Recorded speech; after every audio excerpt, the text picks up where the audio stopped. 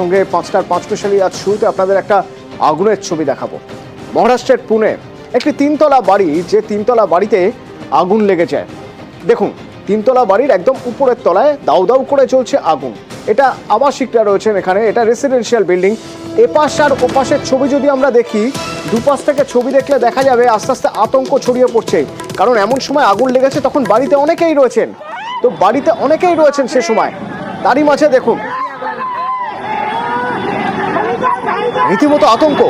স্বাভাবিক, কিভাবে বেরোবেন? দাউ দাউ করে জ্বলছে আগুন, আগুন ছড়িয়ে পড়ছে।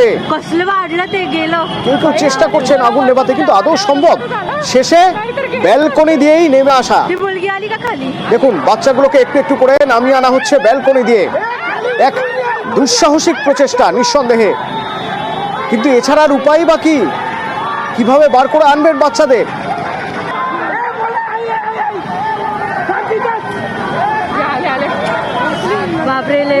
একে একে প্রতিবেশীরা এগিয়ে এলেন, হাতে হাতে বাচ্চাদের নামিয়ে আনা হচ্ছে উপর থেকে। পাশের বাড়িতে আগুন, যে কোনো মুহূর্তে আগুন গ্রাস করে ফেলতে পারে তাদের ফ্ল্যাটও। ঠিক এইরকম একটা জায়গায় বের করবেন কি করে বাচ্চাদের? ওদিকে আগুন এমন জায়গায় লেগেছে সিঁড়ি দিয়ে নামার উপায় নেই, অতএব এই ব্যালকনি ভরসা, সেখান দিয়ে এইভাবে নামিয়ে আনা হচ্ছে। আরো জানবো এরা সেফ তো এখন, কি অবস্থা? মৈত্রেয়ী রয়েছেন আমার সঙ্গে। মৈত্রেয়ী, তবে এখনো পর্যন্ত পুনে পুলিশ প্রশাসনের তরফ থেকে আমরা যেটা জানতে পারছি যে যারা উদ্ধার হওয়া আবাসিকরা প্রত্যেকেই সুস্থ রয়েছেন। কয়েকজনের একটু স্মোক ইনহেলেশনের কিছু সমস্যা হয়েছে, যেহেতু যে ছবিও আমরা দেখতে পাচ্ছি যে দাউ দাউ করে আগুন জ্বলে এবং সেই পরিস্থিতিতে বেশ কিছুক্ষণ সময়ের মধ্যে তাদেরকে উদ্ধার করা হয়েছে। কয়েকজনের স্মোক ইনহেলেশনের সমস্যা হয়েছে, কিন্তু কোনোটাই গুরুতর নয়, প্রত্যেকে সুস্থ রয়েছে আবাসিকরা। আজকে এই ঘটনাটি ঘটে পুনের অত্যন্ত পরিচিত এলাকা রাইভার অফিস, তার ঠিক কাছে হাজারটার বলে জায়গা, সেখানকার একটি তিনতলার রেসিডেন্সিয়াল আবাসনে আগুন লেগে যায় এবং সেই আগুন মুহূর্তের মধ্যে দাউ দাউ করে সেটা ছড়িয়ে পড়ে সেই ফ্ল্যাটের আশেপাশের বাসিন্দারা। কারণ এটা আবাসিক ফ্ল্যাট এবং সেখানে প্রচুর বাসিন্দারা ছিলেন, তাদের মধ্যে আতঙ্ক ছড়িয়ে পড়ে। দমকল দ্রুত গিয়ে পৌঁছায়, কিন্তু সব থেকে বড় চ্যালেঞ্জের কাজ ছিল এই যারা আটকে পড়া আবাসিকরা, তাদের মধ্যে শিশুরাও রয়েছে, তাদেরকে উদ্ধার করা। কিন্তু তাদেরকে তারপরে দুঃসাহসিক ভাবে ব্যালকনি দিয়ে ধীরে ধীরে নামিয়ে আনা হয়। তারা এখন প্রত্যেকেই সুস্থ আছে, আগুন নিয়ন্ত্রণে আছে বলে পুনে ফায়ার ডিপার্টমেন্টের তরফ থেকে জানানো হয়েছে এবং তারা সুস্থ রয়েছেন। কয়েকজনের স্মোক ইনহেলেশনের কিছু সমস্যা হয়েছে, তবে সেটা কোনোটাই গুরুতর নয় বলে। ধন্যবাদ।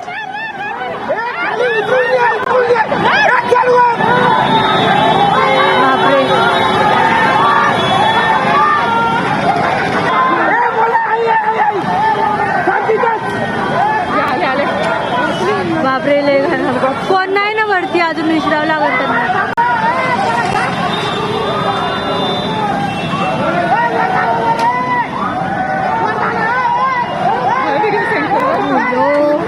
वाचले रे बिचारे.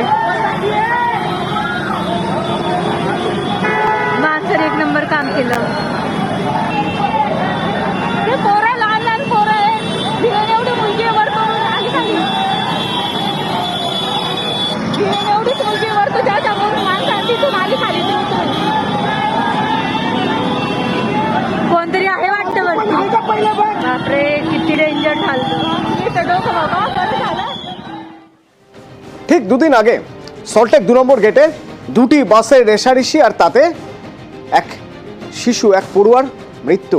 স্কুটিতে ছিল, সেই স্কুটারে থাকাকালীন মৃত্যু হয়েছে তার দুর্ঘটনায়। হেলমেট ছিল না তার। যখন আইন করা হচ্ছে, যখন ভাবা হচ্ছে যে এই রেষারেষি বন্ধ করার জন্য কি উপায়, তখন হেলমেট মাথায় না থাকলে কি হবে তা নিয়ে কেন ভাবনা চিন্তা নেই। ছোটদের মাথার কোনো দায়ই নেই, ছোটদের মাথার কোনো দায় নেই। একের পর এক দুর্ঘটনা ঘটছে তো, অথচ বড়দের মাথায় হেলমেট থাকছে। দেখা যাচ্ছে যখন বাচ্চাদের নিয়ে যাচ্ছেন, বাচ্চাদের মাথায় কোনো হেলমেট নেই। আমরা আজ শহরের বিভিন্ন জায়গায় দেখেছি, বিভিন্ন মোড়, গুরুত্বপূর্ণ মোড়, সেখানে আমরা গিয়ে দেখছিলাম যে হেলমেট আছে কি আদৌ বাচ্চাদের মাথা? না, বেশিরভাগ ক্ষেত্রে দেখা যাচ্ছে বাচ্চাদের মাথা গুরুত্ব পাচ্ছে না, বাবার মাথায় হেলমেট, অথচ ছোট মাথা ব্রাত্য। দেখুন, তপসিয়ার ছবি যদি আপনাদের দেখাই, শুরুটা করা যাক তপসিয়া থেকে। স্কুল হোক বা কোচিং, চটজলদি পৌঁছতে দু চাকায় ভরসা, তো দু চাকায় করেই যাচ্ছেন, কিন্তু হেলমেট না, হেলমেট নেই, হেলমেটের বালাই নেই। দেখুন একের পর এক, একের পর এক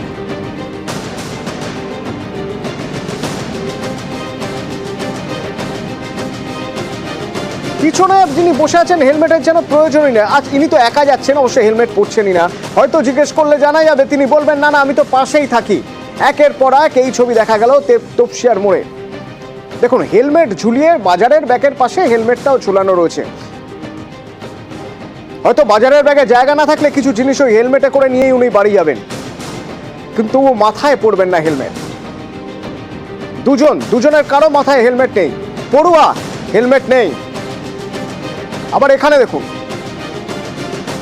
নো হেলমেট।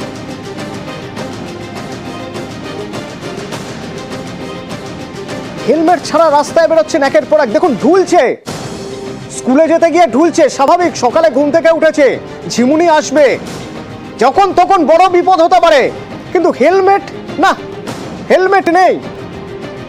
জিজ্ঞেস করলে জবাব আসছে হেলমেট পরতে ভুলে গেছে। হেলমেট আছে কিন্তু আপনার সাথে যে বাচ্চা আছে তার মাথায় হেলমেট নেই। ও একটু ভুলে গেছিল, মানে এমনি ও হেলমেট পরে আসে কিন্তু ভুলে গেছিল আসলে। এত মানে দুর্ঘটনা হচ্ছে, রিসেন্টলি একটা বাচ্চা মারা গেছে, একদম ছোট বাচ্চা ওর বয়সী, তারপরেও এই ভুলটা কি করে হয়ে যাচ্ছে? সরি। এবার দেখুন রিপন স্ট্রিট।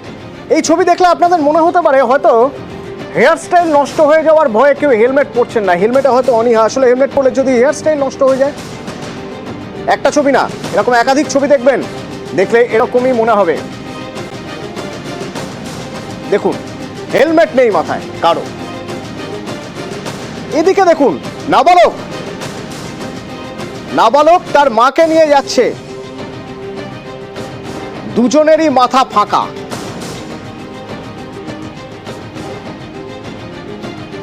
আমরা ওই নাবালককে জানতে চাইলাম, তার মার কাছে জানতে চাইলাম যে কেন এভাবে কেন যাচ্ছেন। উত্তর শুনবেন, পাশেই যাচ্ছেন কোথাও, তাই নাকি ভয় নেই।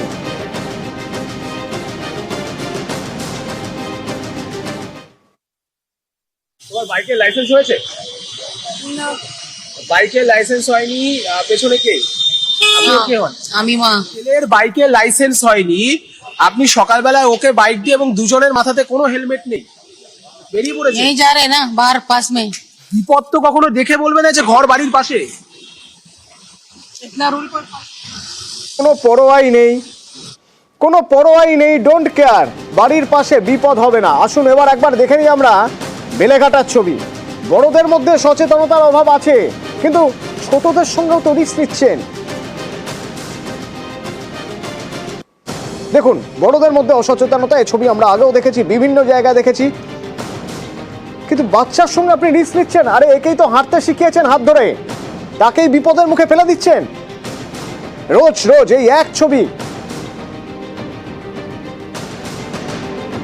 এবার যদি কোনো বাচ্চার বাবাকে জিজ্ঞেস করা হয় যে আপনি হেলমেট পরাননি কেন হেলমেট পরেনি, কখনো এরকম উত্তরও শুনতে হচ্ছে ওর আসলে হেলমেট পরার বয়স হয়নি। তো বাচ্চা হেলমেট পরার মতন ওর তো বয়স হয়নি। এইভাবে নিয়ে বেরিয়েছেন, বাচ্চাদেরও তো হেলমেট পাওয়া যায়, হেলমেট তো পাওয়া যায়। একের পর এক শহরে দুর্ঘটনা ঘটছে, বাচ্চাদেরও জীবনহানি ঘটেছে, এরকম তো দেখেছেন, তারপরেও এই উদাসীনতাটা কেন? সে তো ঠিক কথা, কিন্তু বাচ্চা তো সবসময় থাকে না। এবার আমাদের কাছে বেড়াতে এসছে, ওর শরীর অসুস্থ ছিল, ওই জন্য আমি হসপিটালে নিয়ে এসেছিলাম। আর সেইভাবে আমি প্রস্তুতি নাইনি হেলমেটটা। যদি বাচ্চা আমাদের থাকতো তাহলে এটা বাইরে থেকে আমার ভাইয়ের বাচ্চা বেড়াতে এসছে। যাই হোক, কিন্তু ছোটদের মাথার হেলমেট খুঁজতে গিয়ে দেখা গেল শহরের রোজকার ছবি সুকান্তনগর।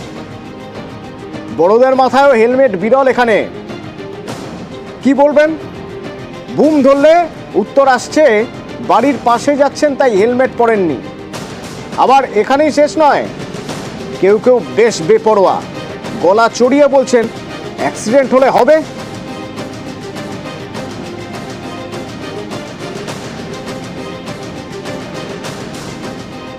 এমনিতে রাজ্যে তো এত দুর্ঘটনা হচ্ছে, এত কিছু হচ্ছে, তার মধ্যে তোমরা দুজন এইভাবে হেলমেট ছাড়া কেন? না অ্যাকচুয়ালি আমরা একটু এসছি এই পেট্রোল পাম্পে তেলটা ভরবো আমরা হ্যাঁ সে ঠিক কিছু একটা হতেই পারে, কিন্তু কি করবো বলুন, আমি ঘুম থেকে উঠে চলেছি, একটু কাজও আছে। খালি চোখে চলে এসছো আর হেলমেট না পরে দুজন আবার না সরি একটু ভুলে গেছে, কি করবো বলুন তো। না আমি এখানে থাকি, সামনেই কলা নিয়ে যাচ্ছে, রাস্তার উপর দিয়েই তো যাতায়াত করছেন, তারপরেও কেন? ঠিক আছে তাড়াতাড়ি হয়ে যাচ্ছে আমার। আপনি কি এখানেই থাকেন?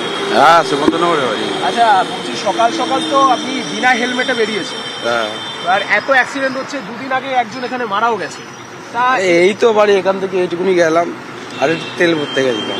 রাস্তাটা এটা তো মেন রোড নাই, এটা তো মেন রোড নয়, আপনি এখন আমি ক্রস করবো মেন রোড, ক্রস করবার সময় আপনার হেলমেট হতে পারে অ্যাক্সিডেন্ট, এটা যদি আমার কপালে থাকলে অ্যাক্সিডেন্ট হবে। অ্যাক্সিডেন্ট হলে তো প্রশাসনের দিকে দায়িত্ব আঙুল তুলবে। কে প্রশাসন দিত? হেলমেট না পরলেও কড়া পদক্ষেপ করা হবে এবার থেকে, জানাচ্ছেন পরিবহন মন্ত্রী। একজন বাইক চালায়, তার হেলমেট হচ্ছে একমাত্র তার প্রোটেকশন। এখানে কোনো মার্সির জায়গা নেই, এখানে আরো ধরা, আরো বেশি গাড়ি ধরা, আইন তো আছেই। আইন আছে, কিন্তু সেই আইন যে কাজে লাগছে না তা তো দেখাই যাচ্ছে। ছোটদের মাথার যেন কোনো দামই নেই, বাচ্চাদের দেখা যাচ্ছে নিয়মিতভাবে স্কুটারের সামনে নত পিছনে বসিয়ে নিয়ে যাচ্ছেন, নিজে হেলমেটটা পরে আছেন, বাচ্চার মাথায় হেলমেট নেই। কেউ বলছেন হেলমেট পরার বয়স হয়নি, কেউ বলছেন ভুলে গেছে। আচ্ছা, কোন মানসিকতার জায়গা থেকে নিজের সন্তান সম্পর্কে এতটা অবহেলা হতে পারে? আমরা কথা বলবো, আমাদের সঙ্গে মনোরোগ বিশেষজ্ঞ রয়েছেন ডক্টর সুবীর হাজরা চৌধুরী। ডক্টর চৌধুরী, এ একজন মানুষ যিনি মানে সন্তানের গায়ে মশা কামড়ালে হ্যাঁ তিনি পাড়া মাথায় করে দিতে পারেন, সেই সন্তানকে নিজে হাতে করে রোজ স্কুলে নিয়ে যান, অথচ তার হেলমেট পরানোর বালাই নেই। কোন মানসিকতার জায়গা থেকে এরকম হতে পারে? প্রথম কথা হলো যে ভারতবর্ষে মৃত্যুর একটা বড় কারণ কিন্তু অ্যাক্সিডেন্ট, মানে রোগ নয়। অর্থাৎ একটা বড় কারণ মৃত্যুর হলো অ্যাক্সিডেন্ট। সেইটা জেনে শুনেও ভারতবর্ষের বহু রাজ্যে হেলমেট নিয়ে কোনো রকম কড়াকড়ি হয় না। পশ্চিমবাংলার তাও কিছুটা হয়, কিন্তু সেটা কলকাতা কেন্দ্রিক, অন্যদিকে অতটা হয় না। কিন্তু এটা একদমই কড়াকড়ি হয় না। পশ্চিমবাংলার বিভিন্ন রাজ্য হাসপাতালে যে হেড ইনজুরি নিয়ে ট্রমা কেয়ারে ভর্তি হয় যে পেশেন্টরা, এবং অনেক সময় তারা মারা গেলে পেশেন্টের রুগী বলে ডাক্তারের দোষ বলে ভাঙচুর করে দিয়ে যায়, তাদের গিয়ে দেখবেন 90% বেশি কিন্তু হেলমেট নেই।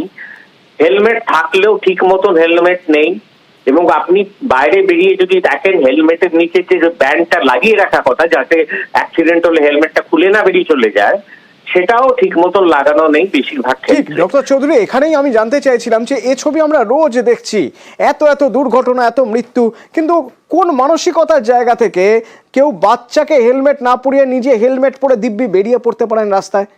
এইটা তাদের নিজেদের শিক্ষার অভাব থেকে বেশিরভাগ হয়। একটা হলো তারা অমনোযোগী, এবং তাদের বেশিরভাগ সময় শিক্ষার অভাব। এটা দেখা গেছে যে যত শিক্ষিত দেশ হবে এবং সেখানে কড়াকড়ি অনেক বেশি, সেখানে শুধু হেলমেট নয়, আপনি ইউরোপে পেছনের সিটে বাচ্চাকে বসিয়ে বা সামনের সিটে বেল্ট দিয়ে বাচ্চাকে বসিয়ে হবে না, ওখানে বাচ্চাকে বসার জন্য আলাদা সিকিউর সিট লাগে।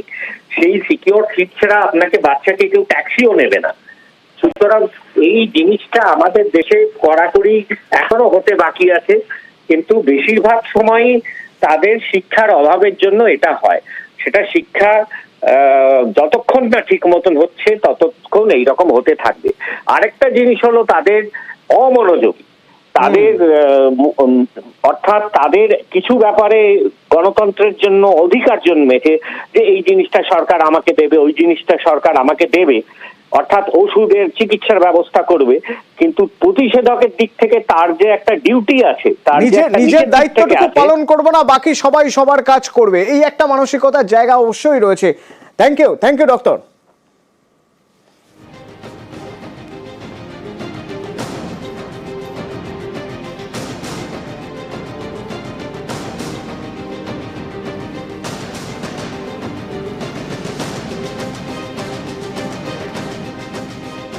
দেখা যাক হুঁশ পেরে কিনা মানুষের। আইনের তো কড়াকড়ির করার কথা বলা হচ্ছে, আপনাদের চর দেখাবো বিরতির পর। চর মেরেছে কে জানেন? মাইক টাইসন, এতদিন পর আবার খবরে। কেন, কাকে চর মারলেন, সে খবর থাকবে বিরতির পর। সঙ্গে থাকুন।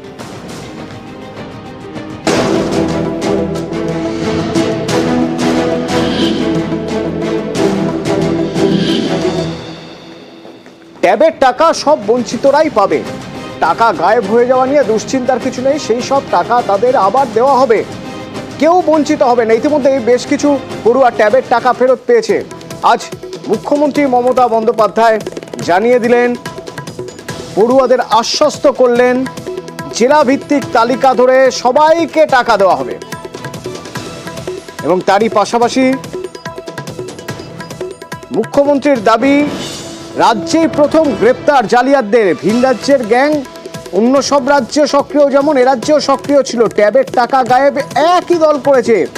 যে জালিয়াতরা মহারাষ্ট্র, রাজস্থানে সক্রিয়, তারা এ রাজ্যেও সক্রিয়। ট্যাবের টাকা গায়েবে এ রাজ্যই প্রথম জালিয়াতদের গ্রেপ্তার করেছে, দাবি মুখ্যমন্ত্রীর।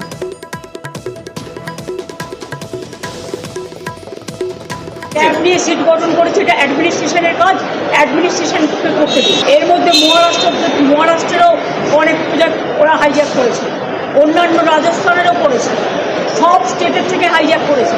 এই গ্রুপটাকে আমরাই ধরতে পেরেছি। সুতরাং আমাদের administration is very strong, rough and tough. তারা অলরেডি 6 জনকে অ্যারেস্ট করেছে, সিট গঠন করেছে, বাদ বাকি যা যা করার করবে। এবং ট্যাবের যারা টাকা পায়নি তাদের সবাইকে টাকা দিয়ে দিতে হচ্ছে। সন্ধ্যের পর থেকে হালকা শীত ভাব, এই উইকেন্ড তো জমে গেল। আবহাওয়া দপ্তর বলছে, আগামী সপ্তাহের শুরু থেকেই কলকাতার সর্বনিম্ন তাপমাত্রা হতে পারে 18 ডিগ্রি সেলসিয়াস। অর্থাৎ একরকম শীতের হাওয়া শুরুই হয়ে গিয়েছে। আগামী 48 ঘন্টায় তাপমাত্রা আরও কমবে এবং পশ্চিমের জেলায় 14 ঘরে নামতে পারে পারদ।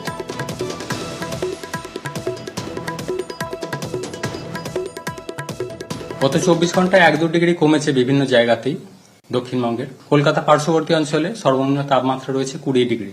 আগামী 2-3 দিনে আরো কিছুটা কমবে। কলকাতা পার্শ্ববর্তী অঞ্চলের জন্য সর্বোচ্চ তাপমাত্রা 30 থেকে 29 ডিগ্রির কাছাকাছি এবং সর্বনিম্ন 2-1 দিন নেমে হয়তো 18 ডিগ্রির কাছাকাছি আসার সম্ভাবনা থাকছে।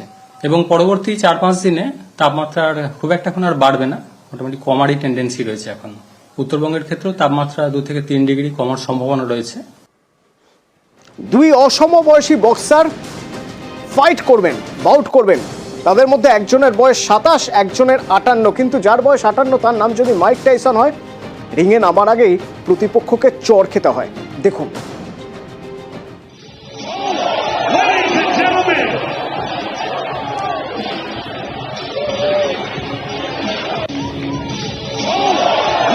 ইরন রয়েছেন আমার সঙ্গে। ইরন, মাইক টাইসন হঠাৎ রেগে গেলেন কেন রিং এর আগে? এমন কি শুনলেন, এমন কি বলা হলো তাকে? মাইক টাইসন অবশ্যই এর আগেও বিতর্কিত নানা কারণে, এবং সোশ্যাল মিডিয়ায় অনেকেই বলছেন ভাগ্যিস এখানে কান কামড়ে নেননি, শুধু চড়ই মেরেছেন। অতনু দেখো, মাইক টাইসন একদিকে যেমন বিখ্যাত, পাশাপাশি তিনি কিন্তু সবসময় বিতর্কিত। বিভিন্ন সময় যদি অতীতে দেখো, একবার তিনি ধর্ষণের কাণ্ডে অভিযুক্ত হয়ে জেল খেটেছেন, 6 বছরের জেল হয়েছিল। বক্সিং করতে করতে তিনি 97 সালে প্রতিপক্ষে কান কামড়ে দিয়েছিলেন, সেই ঘটনা রয়েছে।